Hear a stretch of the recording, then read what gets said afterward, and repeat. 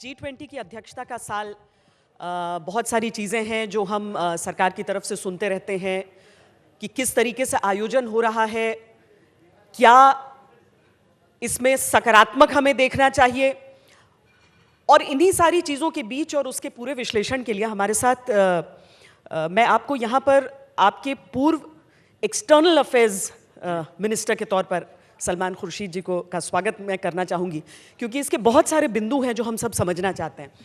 और शायद नई पीढ़ी के लिए थोड़ा सा विस्तार से बताते हुए मैं 1994 से शुरू करना चाहती हूँ, जब नरसिम्हा जी प्रधानमंत्री थे और कश्मीर के मुद्दे पर पाकिस्तान की तरफ से एक रेजोल्यूशन लाने की कोशिश की गई थी।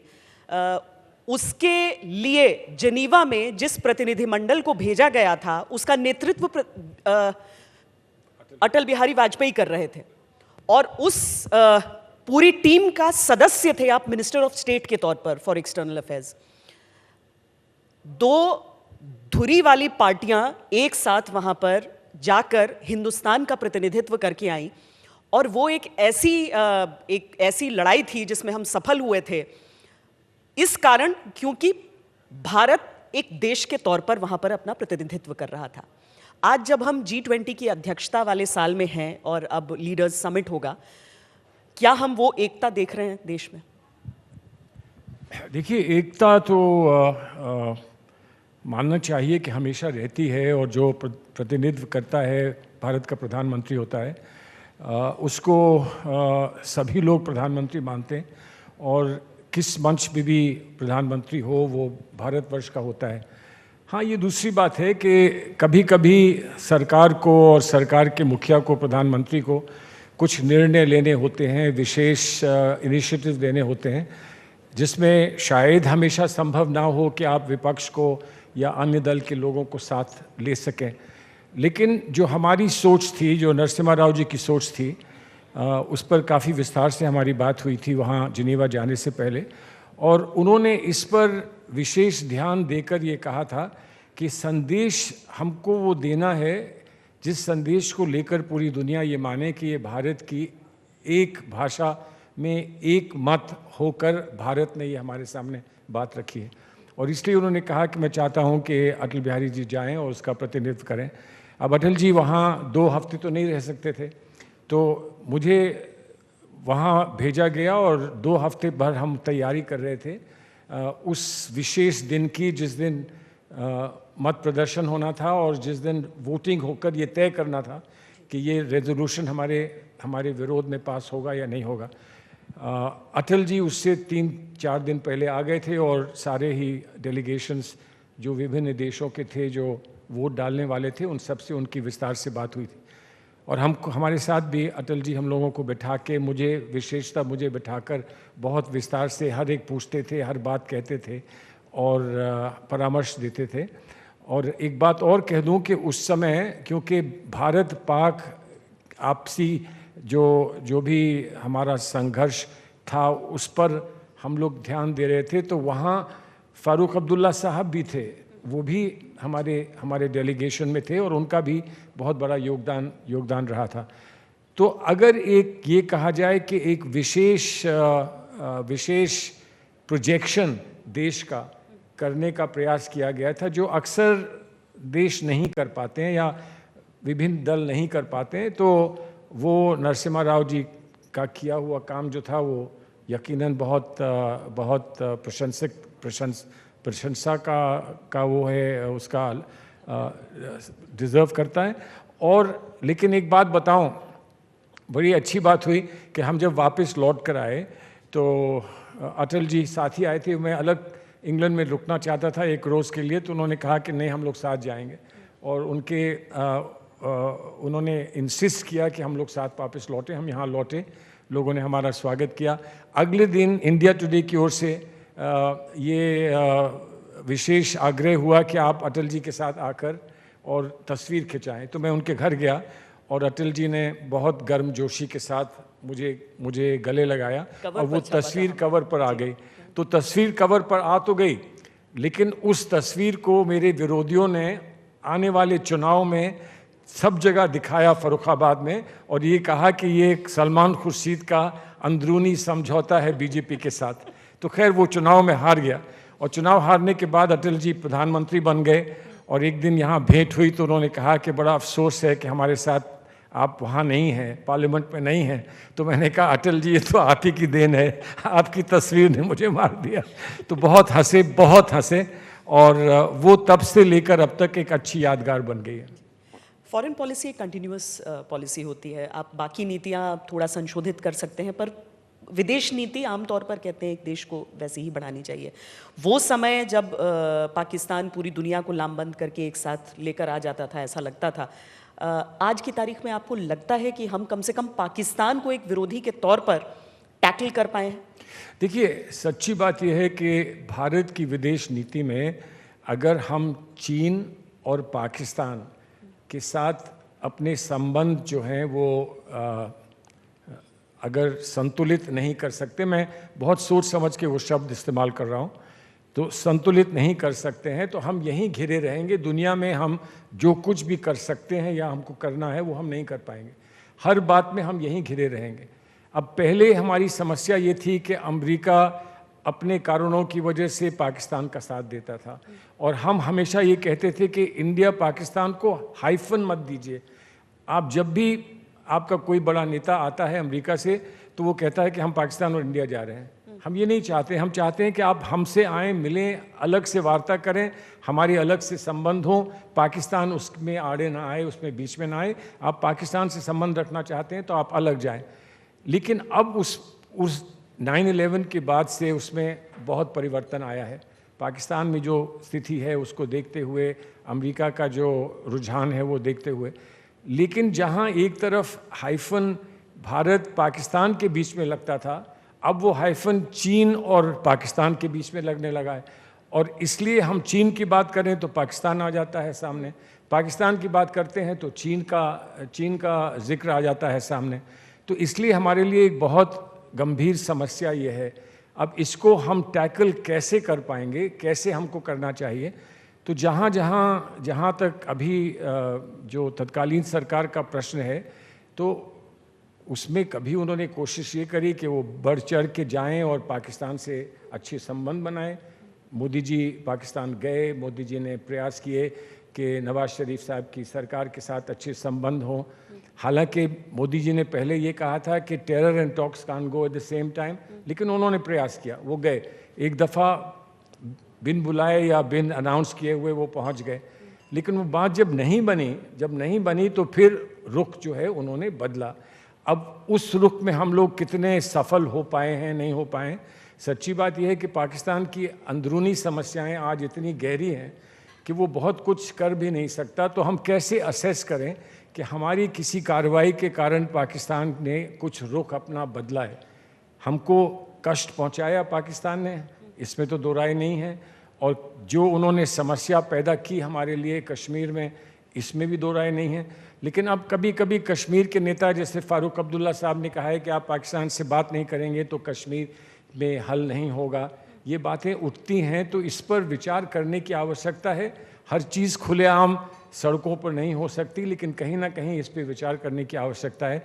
और चीन को पाकिस्तान से दूर कैसे किया जाए, इस पर विचार करने की आवश्यकता है कि आज तो चीन बिल्कुल पाकिस्तान के साथ जुड़ा है, खड़ा है, और इसमें हम जो भी करना चाहते हैं पाकिस्तान के संदर्भ में, यूनाइटेड नेशंस वगैरह में जो करना चाहते हैं, उसमें चीन आड़े आता है। तो ये एक बड़ा कंफ्यूज्ड मामला है। इसको अब ये सरकार कब हल कर पाएगी? और मेरा मानना है कि सरकार अगर उन विपक्षी दलों से कम बात करती रहे, गोपनीय ही करती रहे, जिन विपक्षी दलों को अनुभव रहा है चीन और पाकिस्तान को हैंडल करने का, तो शायद सरकार के हाथ मजबूत हो जाएंगे। सलमान खुर्शीद जी, चीन का नाम आपने लिया है और बीजेपी का सीधा आरोप कांग्रेस पर होता है कि आप लोग चीन की साइड लीन करते हैं, उनसे सीक्रेट मीटिंग्स होती हैं, ये सारे आरोप वो लगाते हैं। आपको लगता है क्या ये अव्वल तो इस आरोप पर आप क्या कहेंगे, और दूसरा क्या ये कारण हो सकता है दो पार्टियों के बीच ट्रस्ट डेफिसिट का कि वो आपसे नहीं पूछ रहे हैं कि क्या करें? देखिए, हम लोग इस एक बात को, एक प्रोटोकॉल को और एक व्यवस्था को स्वीकार करते हैं, अपने समय से करते आए हैं और आज भी करते रहेंगे। कि अगर हम किसी विदेशी के साथ बात करना चाहते हैं, मिलना चाहते हैं, विदेश जाते हैं, तो हम पहले MEA को इन्फॉर्म करते हैं, यहाँ की लीडरशिप को हम तत्कालीन लीडरशिप को इन्फॉर्म करते हैं कि हम वहाँ जा रहे हैं, कहाँ हमें क्या करना चाहिए, कैसे करना चाहिए। अगर हम में से कोई भारतवर्ष से बाहर जाता है और वहाँ पर हमारा एम्बेसडर या हमारा हाई कमिश्नर ये कहे कि मेरे आपसे कोई संबंध नहीं है, आपको जो करना है वो करिए, मैं नहीं आऊँगा, वो भी गलत है। वो आकर उसको हमें वैसे ही ब्रीफ करना है जैसे वो सरकारी पक्ष को ब्रीफ करता है कि हमें भारत के इंटरेस्ट में, भारत के हित में यहाँ क्या कहना है और आपको ये नहीं करना चाहिए। मेरा आपसे आग्रह है कि आप ये ना करें, और हम उसको स्वीकार करेंगे। अगर हम उसकी काट नहीं कर सकते तो हम स्वीकार करेंगे। अब समस्या इस वक्त ये है कि चीन के साथ किसके संबंध नहीं है। कितनी दफ़ा प्रधानमंत्री मोदी जी प्रधानमंत्री बनने से पहले जब वो CM थे गुजरात के, तो कितनी दफ़ा चीन गए थे और चीन के साथ क्या क्या समझौते करके आए थे। और फिर झूले पर आज भी हम वो तस्वीर देखते हैं कि चीन के प्रेसिडेंट के साथ झूले पर बैठे हैं, बात कर रहे हैं, तो वो क्या बात कर रहे हैं। और हम कहीं अगर बात कर लें तो ये माना जाता है कि ये देशद्रोह का काम कर रहे हैं, कि आप भारत को लेट डाउन कर रहे हैं। चीन के साथ बातचीत और चीन के साथ इंटेलेक्चुअल लिंक्स बने रहने चाहिए कि नहीं रहने चाहिए, खुले होने चाहिए, गोपनीय नहीं होने चाहिए, छुप कर नहीं करना चाहिए। लेकिन अगर ये समझा जाता है, पाकिस्तान के साथ भी हमारे कितने ही बड़े रिटायर्ड आर्मी के ऑफिसर्स हैं जो ट्रैक टू डिप्लोमेसी पाकिस्तान के साथ करते हैं, और कभी किसी ने नहीं कहा कि आप ये देश के विरोध में कर रहे हैं, देश के हित के लिए ही किया जाता है। तो ये आरोप लगा देना बड़ा आसान है, लेकिन ऐसे आरोप लगने चाहिए, नहीं लगने चाहिए, मैं समझता हूँ इस पे कुछ थोड़ी चर्चा की आवश्यकता है। एक छोटी सी क्लैरिटी मैं इसमें चाहती हूँ कि क्योंकि बीजेपी कहती है कि जब प्रधानमंत्री नरेंद्र मोदी जब मुख्यमंत्री थे गुजरात के, तो वो एक ऑफिशियल कैपेसिटी में जाते थे, बिजनेस ये मीटिंग्स रहती थी इन्वेस्टमेंट के लिए चाइना, और उनका आरोप है कि राहुल गांधी जब जाते हैं तो वो ऑफिशियल कैपेसिटी में नहीं जा रहे हैं। देखिए, राहुल गांधी आज कांग्रेस पार्टी के प्रेसिडेंट नहीं है, लेकिन हम सब जानते हैं कि उनका क्या वर्चस्व है, उनका क्या महत्व है और उनकी क्या जगह है, और विश्व में भी लोग उनको कैसे पहचानते हैं, देखते हैं। ज़रूरी नहीं होता कि आप अध्यक्ष हों, आपके पास कोई पद ही हो। अगर आप एक लोकतंत्र के माने जाने लीडर हैं तो आप कहीं भी जाते हैं तो आपको वही सम्मान दिया जाता है, वही माना जाता है। आप कोई छुप कर कहीं कोई चुपचाप वीज़ा लेकर चले जाने वाले व्यक्ति नहीं हैं। और अगर राहुल गांधी जी से ये चाहते हैं कि राहुल गांधी जी इनकी किसी सोच को आगे बढ़ावा दें, तो राहुल गांधी जी जाने से पहले ब्रीफ उनको राहुल गांधी जी को करना चाहिए। हम लोग सब ब्रीफ कराते थे उन लीडर्स को जो हमारी पार्टी में नहीं थे, लेकिन जब विश्व में जाते थे वो हमसे पूछते थे कि मैं जा रहा हूँ, मुझे क्या करना चाहिए, और जाकर फिर कभी कभी आकर बताते थे कि मैं आपसे ये शेयर करना चाहता हूँ कि हमने वहाँ किस किस से बात करी और भारत के संदर्भ में उन्होंने क्या कहा। तो ये तो एक लोकतंत्र में एक आदान प्रदान रहना चाहिए और एक संपर्क रहना चाहिए आपस में सब पार्टियों का। ये नहीं कि अब जैसे मैं फॉरेन मिनिस्टर रहा हूँ, आज मैं किसी एम्बेसडर से मिलता हूँ, मुझे खाने पे बुलाते हैं, तो क्या आज के फॉरेन मिनिस्टर कहेंगे आप ऐसा क्यों कर रहे हैं, आपके पास तो कोई पद नहीं है, तो आप क्यों जा रहे हैं किसी से मिलने के लिए। वो लोग चाहते हैं, वो समझना चाहते हैं कि भारत में क्या हो रहा है, इसलिए वो सबसे मिलते हैं। कोई छुपी बात नहीं है, छुपाने की बात नहीं है। और वो अपनी गवर्नमेंट्स को क्या डिस्पैच भेजते हैं, उस डिस्पैच में वो क्या लिखते हैं, उसका मुझे कोई कंट्रोल नहीं है। अगर पता लगेगा तो उस पर हम अपनी टिप्पणी कर सकते हैं। जब G20 की प्रेसिडेंसी मिली तो ठीक है, सबकी बारी आनी थी, भारत की बारी आई, और यही बात कहा गया कि इतना सेलिब्रेट करने की क्या वजह है। पर 1 साल हमारा पूरा हो रहा है जब लीडर्स समिट जब होगा यहाँ पर, आपको लगता है कुछ हाइलाइट्स रहे हैं हमारी G20 प्रेसिडेंसी के ऐसी जो बाकी कंट्रीज नहीं करते हैं? देखिए, एक बात तो ये है कि हम G20 में हैं, तो हम G20 में इसलिए नहीं है कि आज की सरकार ने हमको G20 में रखवाया है, हम तो पहले से हैं G20 में। और G20 का आज हमें कुछ सम्मान मिला है, चाहे वो सीक्वेंशली हमारे पास पहुंचा है, सम्मान मिला है, तो हम सब के लिए सम्मान है। ये सिर्फ सरकार को नहीं दिया गया है, ये भारत को दिया गया है। लेकिन यहाँ कुछ कभी कभी ऐसा लगता है कि सरकार सारा सम्मान लेना चाहती है और कहीं भारत का नाम कम और सरकार का नाम, भारत के नाम में अब समस्या ये आ गई कि वो इंडिया जुड़ गया है और इंडिया के डॉट्स जो हैं उसकी वजह से सब लोग अब उसको, उस बात को लाना ही नहीं चाहते, उस नाम को लाना नहीं चाहते। बहरहाल भारत का मामला है। G20 में हमारा क्या वर्चस्व है और G20 में हमारा क्या कंट्रीब्यूशन है, इस पर सेलिब्रेट करने की आवश्यकता है और करना चाहिए। G20 की इकोनॉमीज़ में हम सब बढ़कर सबसे आगे पहुंच रहे हैं। अगर ऐसा है तो हमको उसका स्वागत करना है। लेकिन हम अपनी इकोनॉमी को बढ़ा रहे हैं, इस पर चिदम्बरम जी ने ये कहा कि बहुत कुछ ना भी करें तब भी हमारी इकोनॉमी बढ़ेगी, क्योंकि एक लगातार एक वो इकोनॉमिक एक ढांचा है जिससे हम उतना बढ़ते ही चले जाएंगे। लेकिन अगर कोई ये माने कि नहीं हमने कुछ विशेष बात की है उसकी वजह से हम बढ़ें, तो ठीक है, वो अपनी बात को रखें। लेकिन रही बात G20 को सेलिब्रेट करने में, हम ये भूल जाएं कि हमें किन चुनौतियों का सामना करना है। G20 बाली में हुई थी, इंडोनेशिया ने G20 की अध्यक्षता की थी, तो वहाँ पर पुतिन नहीं आए थे। अब यहाँ पुतिन आएंगे नहीं आएंगे तो पुतिन से हम क्या कहेंगे, और पुतिन जब यूक्रेन की बात करेंगे तो हम क्या जवाब देंगे। इस मामले में भारत में कोई आपसी विरोध नहीं है कि यूक्रेन से हमारे संबंध कैसे हैं और हमारे संबंध रूस से कैसे हैं। रूस से संबंध हम तोड़ नहीं सकते। मैं मानता हूं कि यूरोप ने बड़ी उदारता दिखाई है। यूरोप ने इंसिस्ट नहीं किया कि आप रूस के रास्ते पे ना चलें, लेकिन हम थोड़ा सा और बढ़ चढ़ के, जो हम नैम मूवमेंट के ज़माने में करते थे, हम नैम मूवमेंट के ज़माने में जो हमारा दायित्व था उसको हम आज दिखाते और बताते कि नहीं, हम प्रोएक्टिवली इन्वॉल्व हैं। एक ज़माने में हम पैलेस्टाइन में प्रोएक्टिवली इन्वॉल्व होते थे, आज हम नहीं हैं। उसका मतलब ये नहीं था कि आप इजराइल के साथ संबंध ना बनाएं। हम प्रोएक्टिवली इन्वॉल्व थे नैम में, लेकिन उसके बावजूद, चाहे पोलैंड हुआ, चेकोस्लोवाकिया हुआ, उसके बावजूद हमारे संबंध रूस के साथ अच्छे थे और हमने उनसे संधि भी की, रूस के साथ संधि भी की।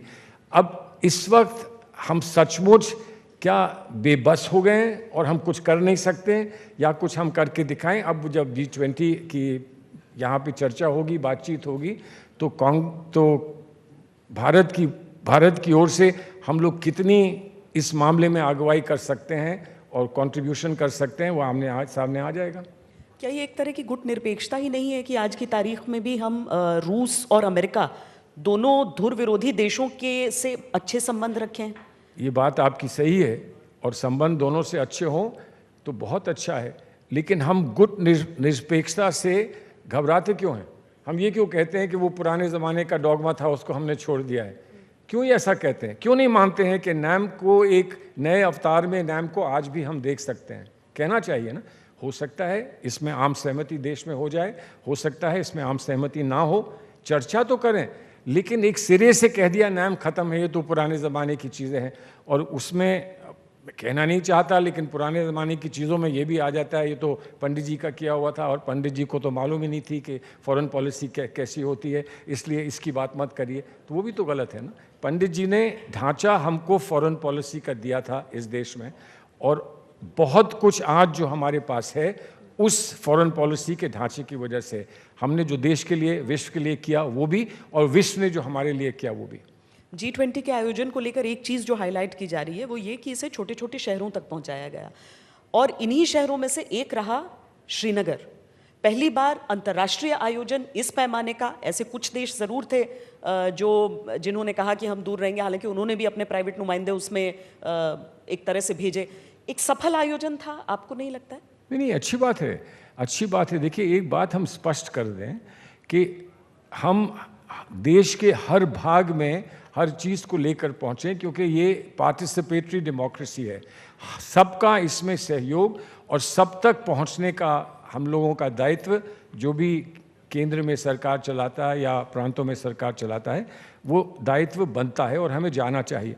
कश्मीर का एक जाहिर है, कश्मीर का एक विशेष महत्व है, और कश्मीर में जब G20 के लोग आते हैं, पहुंचते हैं, बैठते हैं और कश्मीर को देखते हैं कि कश्मीर अब कम से कम प्रयास हमारा है कि कश्मीर जो है वो नॉर्मलसी की तरफ पहुंचे, तो इस बात की खुशी सबको है, और कश्मीरी अगर इसका स्वागत करते हैं, हमें उनका भी आभार प्रकट करना चाहिए कि वो इसका स्वागत कर रहे हैं। लेकिन G20 में पर्दे डाल डाल के, सच्चाई को छुपा छुपा कर, कहीं पर अगर झोपड़ियाँ हैं तो वहाँ पर्दे डाल दिए, या कहीं पे पेंट कर दिया, या कहीं पे बड़ा सा वो साइन बोर्ड लगा दिया, और उसी तरह से आप कश्मीर में करेंगे वास्तविकता को छुपा कर, तो दुख का विषय है। ये अपने आप को धोखा देना है। हम सचमुच ठीक करके दिखाएं कि हमने सचमुच ठीक किया है। हम सिर्फ दिखाने की दिखावट के लिए ना करें, बल्कि सचमुच ज़मीन पर सब कुछ ठीक करें। और अगर ऐसा हो रहा है तो अच्छी बात है, ऐसा हो रहा है तो अच्छी बात है। हम इसको स्वीकार करते हैं, हम इसका समर्थन करते हैं, हम इसके लिए सरकार को बधाई भी देंगे। लेकिन क्या आज हम वहाँ पहुँच गए हैं?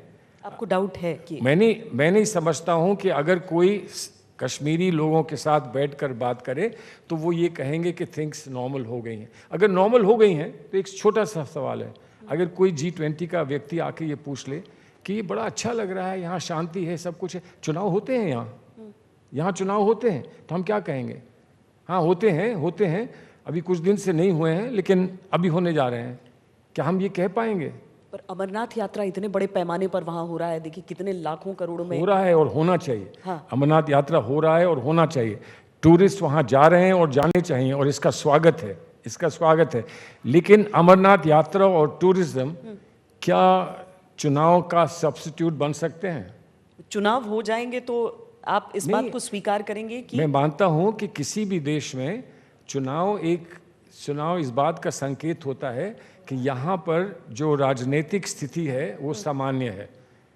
चुनाव ही एक संकेत होता है, और जब भी स्थिति बिगड़ी हुई होती है तो आप चुनाव स्थगित करते हैं। इसलिए स्थगित करते हैं कि अभी स्थिति परमिट नहीं करती है कि चुनाव हो सकें।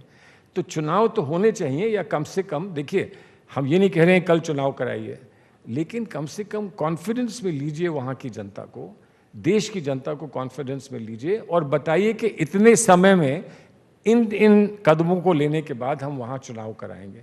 सब लोग सहयोग देंगे। किसी को इस बात में इंटरेस्ट नहीं है कि आप चुनाव कराइए चाहे चीज़ें बिगड़ ही जाएं, आप चुनाव कराइए। सब लोग चाहते हैं कि सब कुछ बेहतर हो, सामान्य हो, लेकिन सामान्य में चुनाव भी रहते हैं, होने चाहिए। अब अगर लोग जो आ रहे हैं वो शिष्टाचार में और समझदारी में ये प्रश्न नहीं पूछते हैं तो अच्छा होगा, नहीं पूछते हैं तो अच्छा होगा। लेकिन अगर पूछ लिया तो क्या होगा? आप किसी देश में भी जाएं और अगर वहाँ चुनाव नहीं हो रहे हों तो आप पूछेंगे कि भाई चुनाव क्यों नहीं हो रहे हैं? और फिर लोग देखेंगे पाकिस्तान में चुनाव हो रहा है, क्या हो रहा है पाकिस्तान में चुनाव, यहाँ नहीं हो रहा है, हमारे देश में नहीं हो रहा है, क्यों नहीं? हमें तो गर्व से कहना चाहिए कि हमें पूरा विश्वास अपने लोगों पर है, और कश्मीर के लोग हमारी तरह हैं, हमारे परिवार के हैं, और हम चुनाव वहाँ कराएंगे। सर, पाकिस्तान में तो पूर्व प्रधानमंत्री उनके हर बार जेल ही चले जाते हैं। उनका तो सिस्टम है, अलग सिस्टम है, लेकिन वो कम से कम चुनाव की तरफ बढ़ रहे हैं। लेकिन चूंकि चुनाव का जिक्र आपने कर दिया है, और कश्मीर नहीं लेकिन बाकी के देश में भी चुनाव का माहौल आ ही गया है, जो इंडिया गठबंधन है जिसे आप कह रहे हैं कि डॉट्स के साथ सेपरेट करके, और उसी पर ज़्यादा चर्चा चली जाती है, आपको लगता है कि ऐसा सशक्त विकल्प तैयार है, या फिर कुछ दरारें हैं, अभी भी वो आयनिंग आउट फेज में आप लोग? देखिए, ये कह देना कि अब हमने सब टाई अप कर लिया है, वो सही नहीं होगा। बहुत सारी चुनौतियां हैं, और उन चुनौतियों का समाधान निकालने का लगातार प्रयास हो रहा है। और इतना बड़ा एक अलायंस, इतना बड़ा संगठन जिसके लिए बनाना पड़ेगा, उसमें कहाँ पर किसको कहाँ इन्वॉल्वमेंट देना होगा, इन चीज़ों में महत्वाकांक्षाएं भी होती हैं, ईगो भी आ जाती है, लोगों के अपने अपने परसेप्शंस होते हैं। सबको यूनाइट करके चलना है, और कभी कभी लोकल स्थिति बिगड़ जाती है, और महाराष्ट्र में हम जो समझ के जा रहे थे वो आज नहीं है, उसमें कुछ बदलाव आ गया, कहीं और भी ऐसा हो सकता है।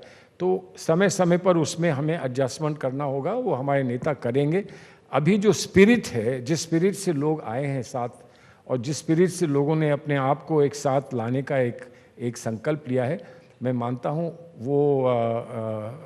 वो एक बहुत प्रॉमिसिंग ऐसा संकल्प है। और ये सिर्फ विपक्ष के लिए नहीं, देश के लिए। ये सिर्फ इसलिए नहीं कि आप एक सरकार को हटाने का प्रयास करेंगे, एक और सरकार लाने का प्रयास करेंगे, बल्कि मैं ये मानता हूँ कि जो बिखरी हुई लोकतांत्रिक व्यवस्था हमारे देश की रही है पिछले कुछ सालों में, वो बिखरी हुई लोकतांत्रिक व्यवस्था जो है वो कुछ संवर जाएगी। अब संवरने के बाद फिर क्या परिणाम आते हैं वो समय बताएगा। क्या शरद पवार और अजीत पवार की मुलाकातों से परेशान है कांग्रेस इस समय? नहीं, देखिए, हर एक की अपनी अपनी लोकल प्रॉब्लम्स हैं, लेकिन जैसे हमने चीन के लिए कभी किया था कि हमने ये कहा कि चीन के साथ जो हमारा बॉर्डर का मसला है, LAC का मसला है, लाइन ऑफ एक्चुअल कंट्रोल, वो अभी उसका समाधान हम अभी तत्काल नहीं निकाल पाएंगे, तो उसके लिए हम प्रयास करते रहेंगे। लेकिन जब तक वो हल करें तब तक हम हर चीज़ को रोक दें, ऐसा नहीं करेंगे। ये हमारी नीति थी। अब ये सरकार क्या करने जा रही है मैं नहीं कह सकता हूँ, लेकिन अगर एक समस्या है जो आप इसका समाधान नहीं निकाल पा रहे हैं, तो आप पूरे संबंध ही समाप्त कर दें, ऐसा नहीं होना चाहिए। ये निर्णय राजीव गांधी जी ने लिया था जब वो चीन गए थे, और उसके बाद कई प्रधानमंत्री हमारे चीन जाते रहे, और बहुत अच्छे पीपल टू पीपल हमारे कॉन्टैक्ट्स चीन के साथ बेहतर हुए भी। लेकिन आज स्थिति क्या वो है या कुछ और हो गई है, इस पर आप स्वयं ध्यान दे सकते हैं। मतलब मैं भी ये समझने की कोशिश कर रही हूँ कि शरद पवार अजीत पवार का मसला चीन की सीमा तक, वो उनका अपना मसला है। हम किससे बात कर रहे हैं? हम तो शरद पवार जी से बात कर रहे हैं। शरद पवार जी ने कहा कि आप चिंता मत करें, आप आइए, आपका स्वागत है, जैसे मैं पहले करता वैसे ही अब करूँगा। और हम चाहेंगे कि उनको हम जितना भी सशक्त कर सकें। हम उनसे शक्ति ले रहे थे, आज अगर उनको ज़रूरत पड़ी है कि हम उनको शक्ति दें, उनको मजबूत करें, तो मुझे पूरा विश्वास है कि सभी लोग मिलकर ऐसा करना चाहेंगे। उत्तर प्रदेश में आपके जो नए अध्यक्ष हुए उन्होंने कहा कि चूंकि आप भी उसी राज्य से आते हैं, उन्होंने कहा कि राहुल गांधी अमेठी से चुनाव लड़ेंगे और प्रियंका अगर वाराणसी से लड़ें तो कार्यकर्ता बहुत जोश के साथ उनका समर्थन करेंगे। देखिए, मेरी अभी अजय राय जी से भेंट नहीं हुई, बात नहीं हुई, और अक्सर ऐसा होता है कि कोई अनुभवी पास्ट का कोई अध्यक्ष नए अध्यक्ष से मिलता है तो बधाई देता है, मुबारकबाद देता है, और कभी कभी अगर संबंध ऐसे हों कि वो कुछ परामर्श दे सके तो वो परामर्श भी देता है। मैंने अपनी पार्टी में बहुत समय में अगर कुछ सीखा तो एक बात मैंने ये सीखी है कि अपने नेतृत्व के लिए हम कोई निर्णय सुनाते नहीं हैं जो दुनिया को, हम नेतृत्व का इंतज़ार करते हैं कि वो अपना निर्णय सुनाएं।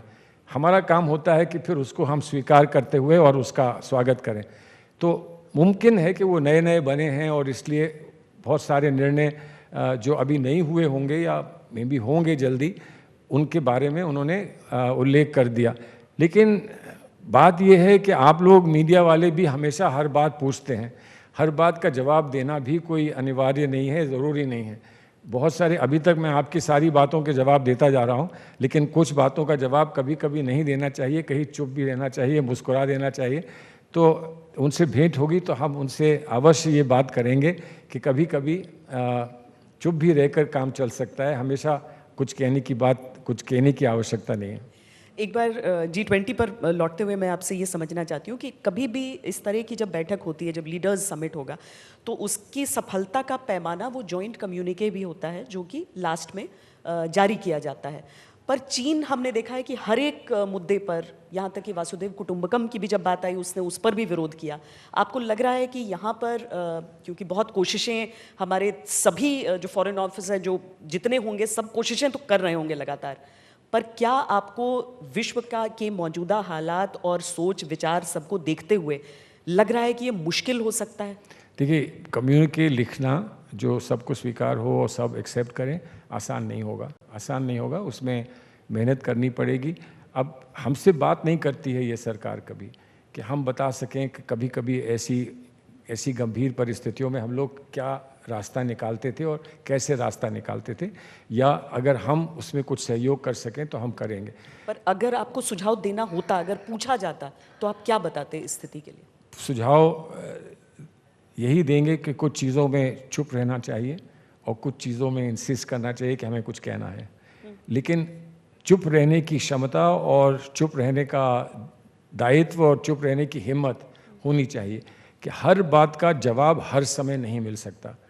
कुछ जवाब ऐसे ही हैं जो समय देता है, और समय काल में बहुत बड़ी शक्ति होती है, उसका भी इंतज़ार करना चाहिए। आप देखिए क्यूबा में जब प्रेसिडेंट कैनेडी और क्रुश्चेव के बीच में आमना सामना हुआ था, तो उसमें भी क्रिटिकल मोमेंट पर कैनेडी चुप हो गए थे, और उसके कुछ ही क्षण में या मेरे 2-4 घंटे के अंदर क्रुश्चेव ने अपने मिसाइल्स वापस ले लिए थे।